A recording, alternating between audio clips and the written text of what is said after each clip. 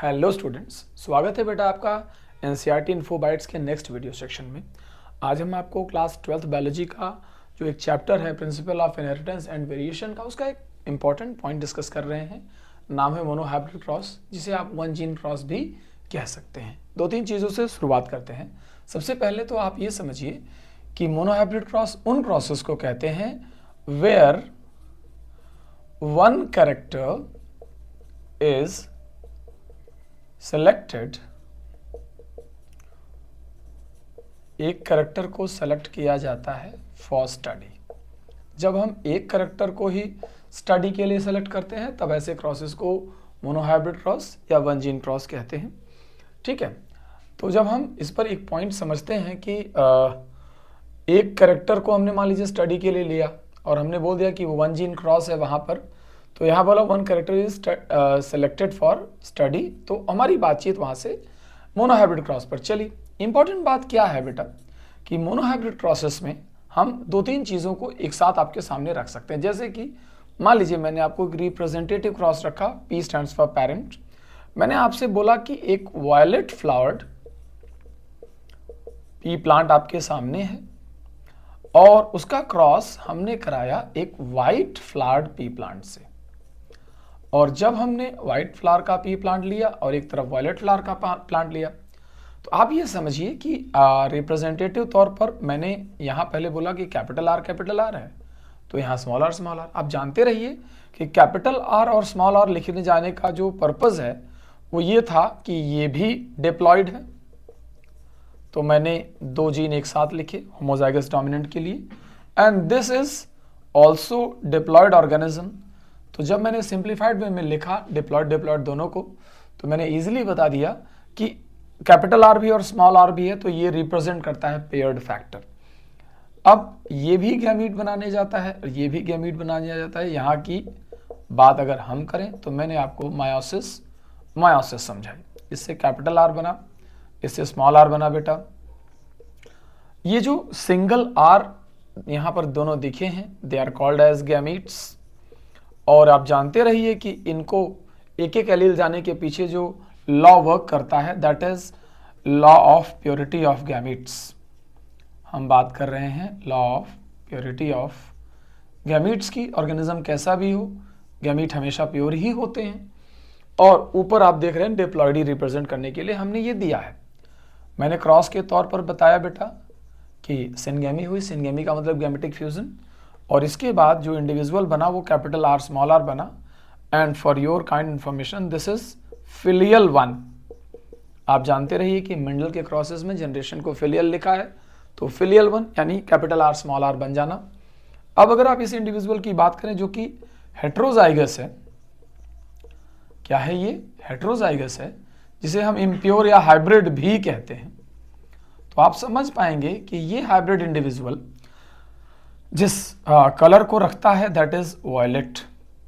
ये violet flower का colour आपको दिया। और ऐसे इंडिविजुअल्स जब सेल्फिंग के लिए जाते हैं, यानी अगर हम इनको देखें कि ये इंडिविजुअल अपने जैसे दूसरे इंडिविजुअल से अगर क्रॉस करता है, तो हम यहाँ पर F2 में चार तरह के इंडिविजुअल बनते हुए देखते हैं। आप सिंपल क्रॉस के थ्रू भी ये बात समझा सकते हैं या आप छोटे पनेट स्क्वायर के थ्रू भी ये बात समझा सकते हैं बेटा। मैंने यहाँ एक तरफ बताया कि कैपिटल आर और स्मॉल आर यहाँ, फिर एक कैपिटल आर और स्मॉल आर यहाँ भी। इंडिविजुअल के अंदर आप बनते हुए देखेंगे capital R small R, capital R small R और स्मॉल आर भी देखेंगे आप। अगर हम बेसिक अंडरस्टैंडिंग में जाएं तो जब हम जीनोटिपिक रेशियो की बात करते हैं तो आप ये जानते हैं कि जीनोटिपिक रेशियो इसका 1:2:1 है। जब हम फिनोटिपिक रेशियो की बात करते हैं तो ये आपको समझाता है कि इसका फिनोटिपिक रेशियो 3:1 है, जिसमें 3 रेड या वॉयलेट और 1 वाइट है। जीनोटिपिक रेशियो आपको दिख रहा है कि एक होमोजाइगस डोमिनेंट, 2 हेट्रोजाइगस डोमिनेंट और एक होमोजाइगस रिसेसिव है।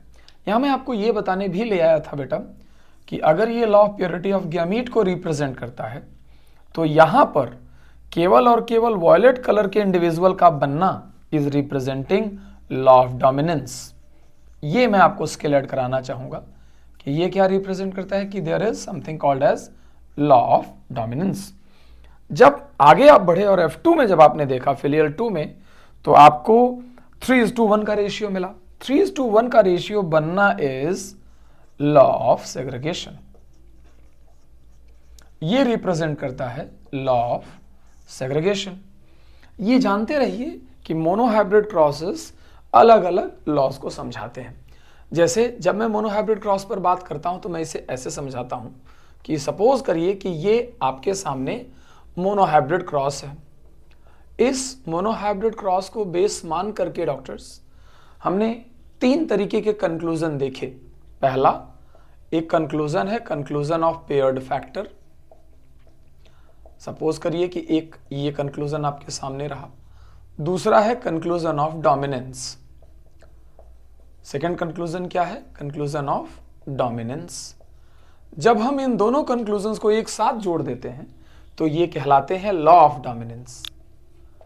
ये दोनों कहलाते हैं लॉ ऑफ डोमिनेंस। ये मेंडल का प्रपोज किया हुआ पहला लॉ है। फिर बारी आती है तीसरे कंक्लूजन की, जिसका नाम है कंक्लूजन ऑफ सेग्रीगेशन। ये जानते रहिए कि ये कंक्लूजन इतना इंपॉर्टेंट है कि इसे as a law directly use कर लिया गया और नाम पड़ा लॉ ऑफ सेग्रीगेशन। ठीक है, इसी को law of purity of gametes कहते हैं। जब हम पेयर्ड फैक्टर के लॉ पर जाते हैं या पेयर्ड फैक्टर के कंक्लूजन पर जाते हैं तो इसके 2 एक्सेप्शंस हमें याद हैं। मैं यहां सबसे नीचे इसके एक्सेप्शन लिख रहा हूं। पेयर्ड फैक्टर के 2 exception, one is called as pleiotropy and second is called as multiple allelism. Multiple allelism. दूसरी तरफ जो कंक्लूजन ऑफ डोमिनेंस है उसके भी 2 एक्सेप्शन है, इनकम्प्लीट डोमिनेंस और दूसरा कोडोमिनेंस। इसी तरीके से डॉक्टर्स जो कंक्लूजन ऑफ सेग्रीगेशन है इस पर अगर हम बात करें तो इसका कोई एक्सेप्शन नहीं है, क्योंकि मेंडल का ये मानना है कि दुनिया के सारे सेक्सुअली रिप्रोड्यूसिंग ऑर्गेनिज्म मायोसिस जरूर करेंगे और जब वो मायोसिस करेंगे तो उस दौरान segregation of gene is inevitable. Segregation of gene तो अपने आप ही हो जाएगा, यानी इसे कोई रोक ही नहीं सकता, because meiosis leads to recombination, जो कि उसके मायोसिस 1 के प्रोफेज 1 के पैकेटीन स्टेज में होता है। तो जाहिर सी बात है कि मायोसिस होगी तो सेग्रीगेशन होगा। हम अपने अगले जब चैनल पर हम अगले वीडियोस में जाएंगे तो मैं आपको इंपॉर्टेंटली बता दूं कि हम इनकम्प्लीट डोमिनेंस, कोडोमिनेंस, प्लेयोट्रॉपी और मल्टीपल एलिलिज्म को समझाने के लिए आपको एक सीरीज ऑफ वीडियो बना रहे हैं, जिसमें आप इन चीज़ों को देख करके भी अच्छे से समझ पाएंगे कि इनके अंदर डिटेलिंग हमारी क्या क्या होती है। जैसे मोनोहाइब्रिड क्रॉस के 3 रेशियोज को हम एंड में करते हैं। मैंने आपको यहाँ पर फिनोटिपिक रेशियो और जीनोटिपिक रेशियो भी बता दिया है।